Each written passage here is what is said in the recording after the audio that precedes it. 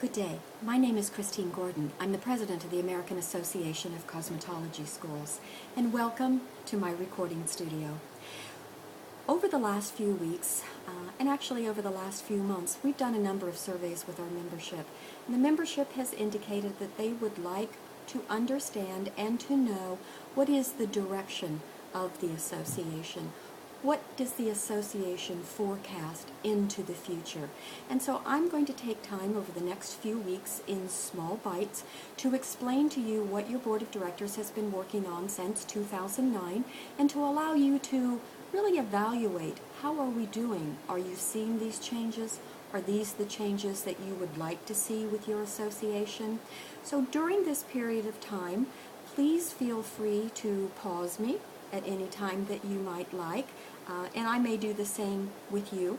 This video series will go over 4 weeks. I promise to do it in small bites so it doesn't take up a lot of your time, but I also ask for each and every one of you, although you can pause me, you can come back and take it in small bites, please don't delete me.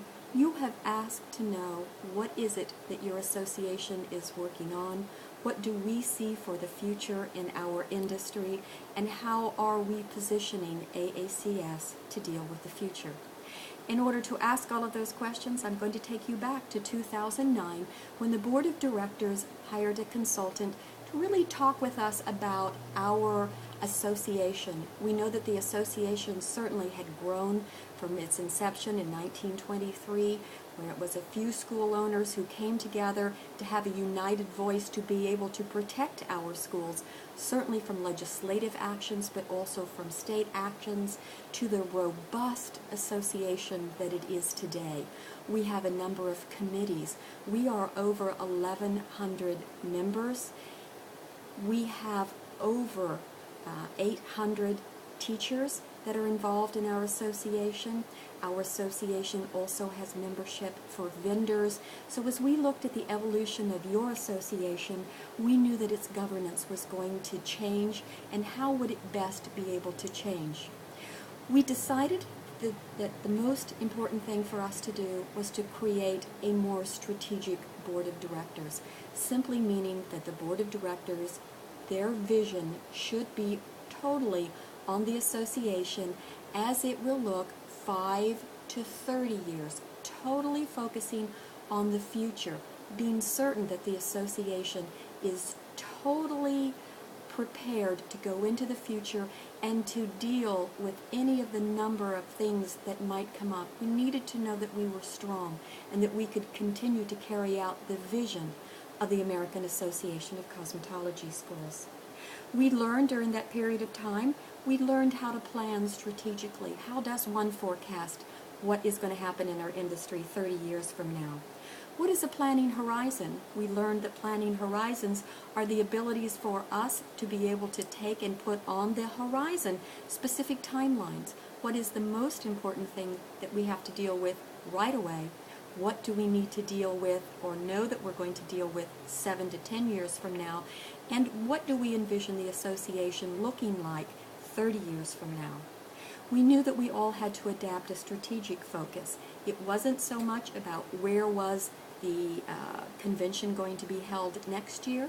It was about how can we be certain that our conventions are going to continue to evolve and to be robust 10 years from now. How could we be certain that we're financially strong with our association if at any time we would forecast a downturn in our association or in our school members or even in our schools, as it were? We knew we had to take a strategic approach. We needed to be able to totally plan for the future, to forecast what needed to be done and not be so involved each time in actually doing it, but forecasting, being certain that we understood what needed to be done. We knew that we had to be dedicated to updating the strategic plan, as good as we think we might be. And even though I think we did a good job, and I hope that you'll agree as this conference continues to unfold, there are things that are going to happen to our association, to our school members that we couldn't possibly forecast.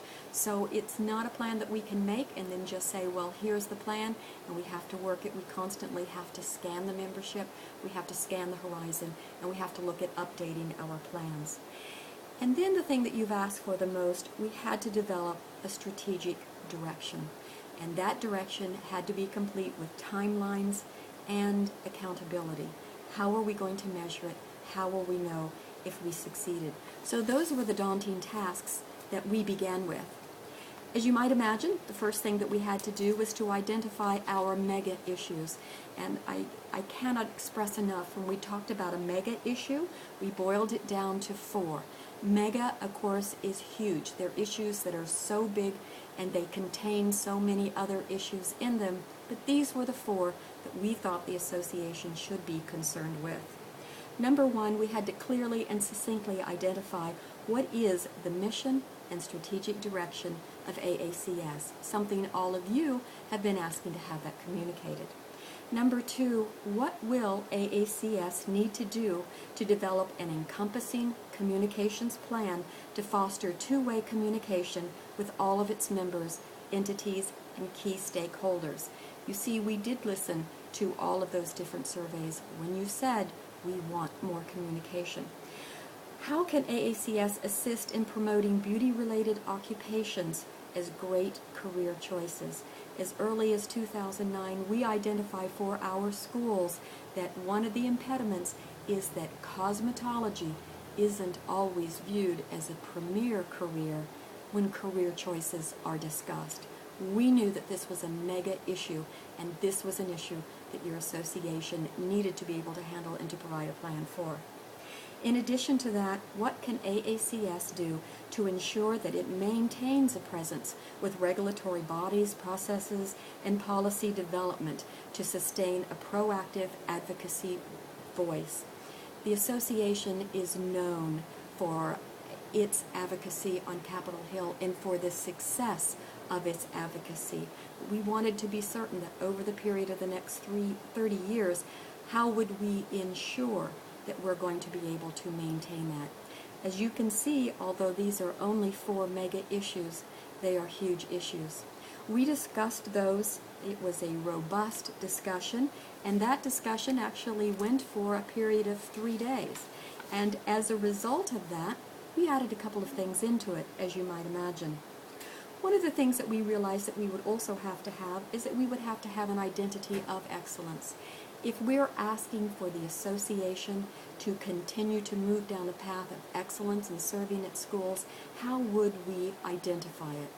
We also knew that to be successful, AACS would need to be very good at developing overall operational excellence. You know that in our office we have Lisa, we have Jim, Chris, Jen, Michelle. We have wonderful personnel, but we need to be certain that we're supporting those personnel and that we're supporting the office with the financial resources that they need, the human resources that they need, and we knew that as an association we have to have operational excellence, so we wanted to put that into our plan as well. We also know that to be a successful organization, we have to maintain membership loyalty.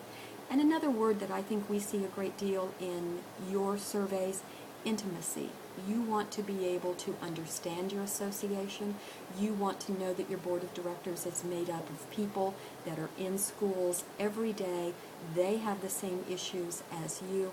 And if you are an associate member, you want to know that on the board of directors are other associate members who are trying to figure out how best to serve schools. So intimacy was a very important inclusion in our strategic plan. We also know that we have to provide leading-edge programs, services, and products. So we decide to pledge to you, these are the things that we knew that AACS must be able to do. First of all, AACS must be viewed as a credible resource of valuable research-based information on educational excellence in the hair, beauty, and wellness industry. AACS must position the association as a spokesperson and visionary concerning the future of hair, beauty, and wellness professions. It's not good enough to know about it. The rest of the world must know that AACS is the spokesperson and the visionary when it comes to the hair, wellness, and beauty profession. AACS must also develop strong, credible research and data gathering. And I think that certainly as you come to see the fall convention, you're going to see much of what we've been able to put together so that we can serve you better in that area. In addition to that, we knew back in 2009 that AACS must understand the views of other key constituents in the hair, beauty, and wellness industries. After all, it is our mission to provide a workforce for the beauty industry, but we must understand salons and their challenges. We must understand manufacturers, vendors, and their challenges. We must understand agencies, whether they're state agencies, whether they're accrediting agencies, whether they're federal agencies, and of course, we must understand what their issues are so that we can help them to provide solutions when we need to call on them for solutions for ourselves. In addition to that, back in 2009, AACS adopted a big, audacious goal. When we talk about a big, audacious goal, it was a whopper. And our big, audacious goal, which you will hear us actually refer to as our BAG, was simply that beauty and wellness will become a premier career of choice. And we set a timeline for that big, audacious goal for 10 years. We gave ourselves plenty of time, but we knew that we were going to have to start working towards it and create a pathway. So back in 2009, those were the things that we came up with. As you can imagine, coming up with these ideas might seem like a simple idea. And probably coming up with them, although it was painful, it took quite a lot of time. It made a lot of sense. We were able to get it down on paper, but now how are we going to implement it? And more importantly, what would it mean to the membership? Based on those things, we came back with a value proposition. And a value proposition is nothing more than a promise to our members. This is the promise to the members that your board of directors in 2009 made. Number one, AACS will develop strategic alliances, coalitions, and relationships with a variety of public, private, and not-for-profit organizations to advance educational excellence in hair, beauty, and wellness professions. I believe that you're going to see, and you probably already have seen, where we have been working that plan, and we will continue to dedicate ourselves to that. AACS will also maintain personalized relationship with key decision makers in government concerning cosmetology education. Government meaning our agencies, both at the state level, at the accreditation level, at the federal level, and at all legislative levels. And I think that you would agree with me that our Government Relations Committee takes a back seat to no other association. We also pledge to our memberships that AACS will build a strong, strategic position and recognition as the leader in educational excellence in hair, beauty, and wellness professions.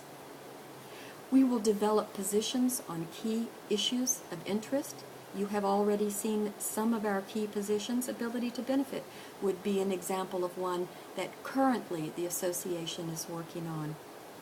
And finally, our promise to yourselves or to our members is that AACS will become branded for being a powerful advocate for transforming the hair, beauty, and wellness professions. As you can imagine, all of those things are very big goals. They're goals that we are committed to, and they're goals that we believe that we absolutely can get done on your behalf.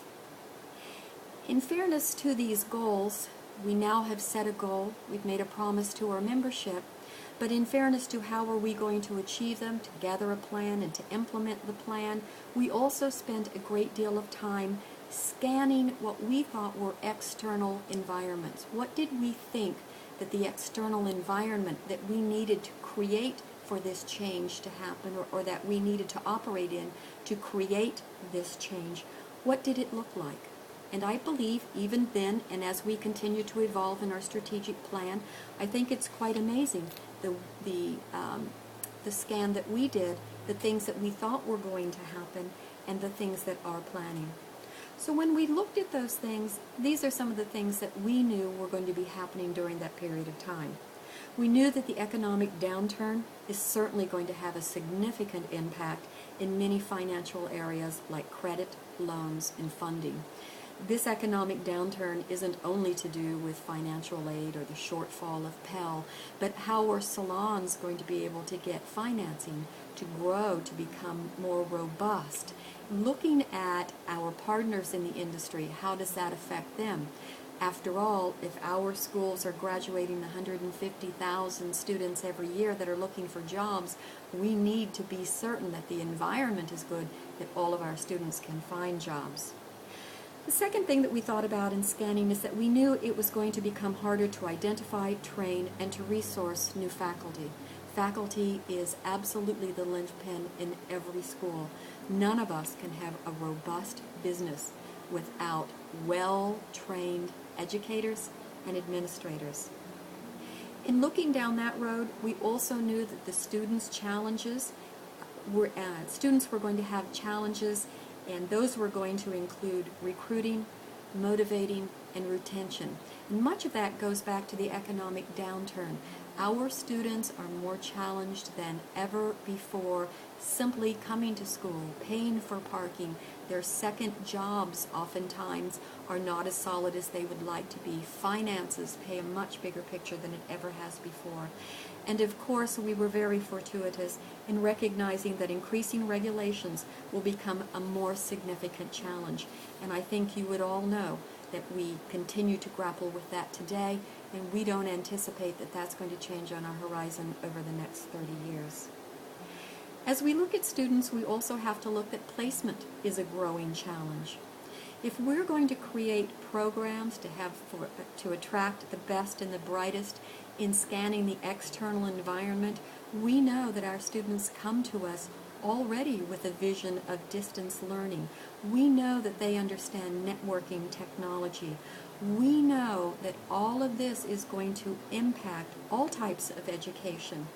How can we best be certain that we can give good advice and solid information in how to create the best schools for you? In addition, we knew that adequate funding and loan default issues are challenges. We know that that's certainly not going to be going away.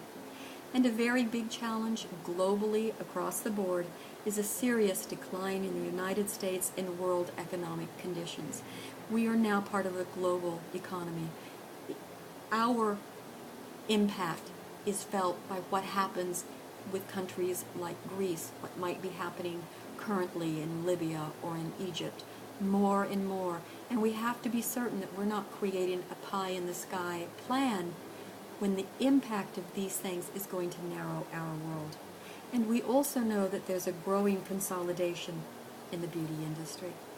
Based on all of those things, your board of directors created 4 goals that we would achieve by 2014. After all, even though we want to do all of these things, we want to do them now, we had to have a solid plan. What were we going to do? What was high priority? When were we going to do it? And how was it going to be measured? So I'm going to pause for just a minute now. We've recorded for about 18 minutes, and I hope that you've been with us all the way through. And I'm going to come back, and I'm going to talk to you about the 4 goals that your board of directors has been working on and has identified in a short range.